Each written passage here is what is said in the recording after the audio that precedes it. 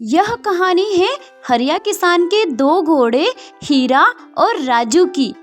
हरिया हीरा और राजू का बहुत अच्छे से ख्याल रखता था। हरिया को शहर जाने के लिए दोनों घोड़ों की आवश्यकता पड़ती थी। अब रात हो गई है, मैं सोने जा रहा हूँ, तुम भी सो जाओ। किसान भी अपना काम निपटाकर सो जाता है और घोड़े भी सो जाते हैं। सुबह होते ही रोज किसान अपने घोड़ों के साथ शहर जाता है और वापस आकर उन्हें खाना खिलाता है। कुछ दिनों के बाद बरसात का मौसम शुरू होता है। इस बार बहुत अच्छी बारिश होती है जिससे चारों तरफ हरियाली छा जाती है। जंगल में बहुत घास उगती है। सभी लोग अपने पशुओं को घास चरने के लिए जंगल में भेज रहे थे।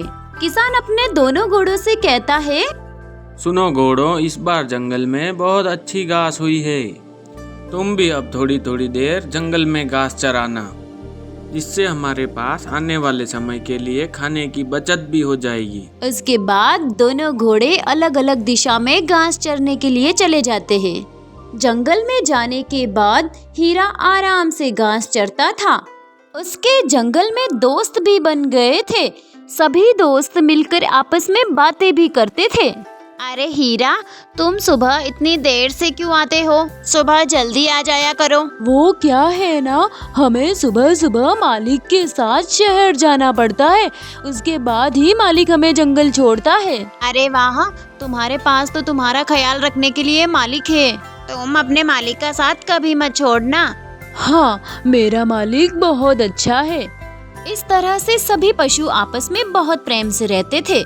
इधर राजू जिस दिशा में घास चरने के लिए जाता था, उसे भी कुछ दोस्त मिल गए थे। वे सभी भी आपस में एक साथ रहते थे। अरे राजू, तुम सुबह सुबह इतना लेट क्यों आते हो? थोड़ा जल्दी क्यों नहीं आ जाते हो? वो सुबह सुबह मालिक के साथ शहर जाना पड़ता है, उसके बाद ही मालिक हमें जंगल छोड़ता है। क्या राजू, तुम भी नौकरों वाला काम करते हो? तुम्हें क्या जरूरत है किसी का नौकर बनने की? हाँ, लेकिन काम नहीं करूँगा तो खाना भी नहीं देगा ना। अच्छा, वो कौन सा तुम्हें खाना दे रहा है? जंगल में इतना तो खाना है, तुम क्यों उसके नौकर बन के रहते हो? बात तो आपकी सही है, लेकिन क्या हो सकता है अब। इस तरह से राजू भी अपने इन दोस्तों के साथ ही रहता था। अरे हीरा, राजू घास चर के आ गए जंगल से। अब दोनों सो जाओ, सुबह हमें शहर भी जाना है। मैं भी सो जाता हूँ। सुबह होते ही किसान दोनों घोड़ों के साथ शहर जाता था और शहर से वापस आने के बाद दोनों घोड़े अपने अपनी दिशा में जंगल चले जाते थे। पूरे दिन दोनों अपने दोस्तों के साथ रहते, घास चरते, बातें करते और फिर शाम को घर पे लौट आते थे और फिर रात को आराम से किसान के घर पे सोते थे। अरे राजू, तू अभी तक किसान का नौकर ही है। देख, हम सभी को खाना खाते हैं और आराम से मजे करते हैं। हाँ राजू, तू अपना खाना खुद खा रहा है, फिर क्यों उस किसान का काम करता है? हाँ, तुम लोगों की बात बिल्कुल सही है, मैं क्यों उसका काम करूँ? इस तरह से राजू के दोस्त उसे किसान के बारे में बहुत भड़काते हैं। धीरे धीरे राजू किसान के घर जाना बंद कर देता है। वह मन में सोचता है कि मैं अब उस किसान का नौकर बनकर नहीं रहूंगा। जंगल में आराम से पेट भरने के बाद वह जंगल में ही पड़ा रहता। इधर हीरा रोज शाम होते ही किसान के घर आ जाता था। किसान मन में सोचता है कि अब राजू नहीं आ रहा है और हीरा को बहुत काम करना पड़ रहा है। अरे हीरा, अब तो तुझे अकेले ही काम करना पड़ेगा। राजू तो आ नहीं रहा है।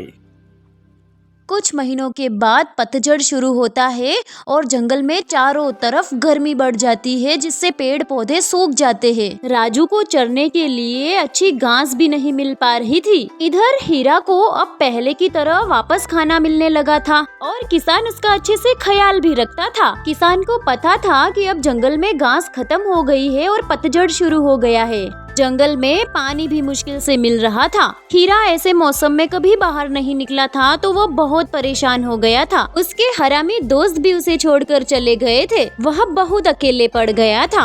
उसे राजू और किसान के साथ बिताए हुए वह पल बहुत याद आ रहे थे, जब किसान उनसे बातें किया करता था। वह अपने मन में कहता है कि काश मैंने अपने उन बेवकूफ दोस्तों की बात नहीं मानी होती तो आज मैं भी किसान के पास होता। तो दोस्तों, कहानी से हमें यह शिक्षा मिलती है कि हमें हमेशा अच्छे दोस्त बनाने चाहिए और अगर हमें अपने दोस्त कुछ गलत राय देते हैं तो उनकी बातों में कभी नहीं आना चाहिए। कहानी अगर आपको पसंद आई हो तो प्लीज वीडियो को लाइक करें, कमेंट्स करें, शेयर करें और चैनल को सब्सक्राइब करना ना भूलें।